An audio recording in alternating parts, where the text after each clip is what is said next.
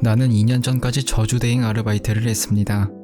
회사는 심령 DV 같은 걸 주로 만드는 프로덕션으로 업계에서도 나름대로 자리 잡은 곳입니다. 그 이외에도 부적이나 점술도구 같은 걸 통신 판매로 팔고 있고요. 지금도 잘 영업하고 있습니다. 내가 담당했던 것은 부두 계열 저주였습니다.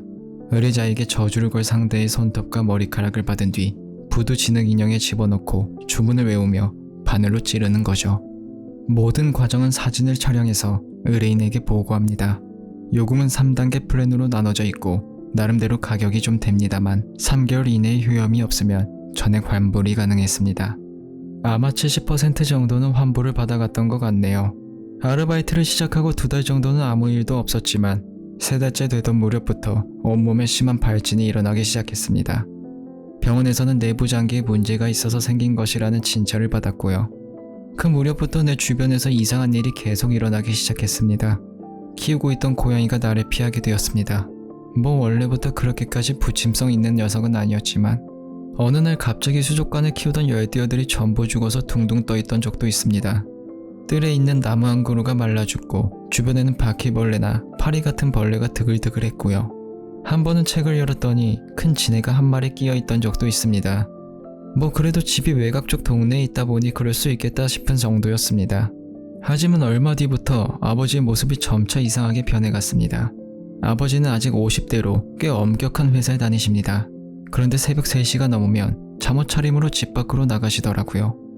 그리고 1시간 정도 지나서 돌아오시는데 손이 진흙투성인데다가 손톱 안까지 흙이 빽빽하게 차 있습니다.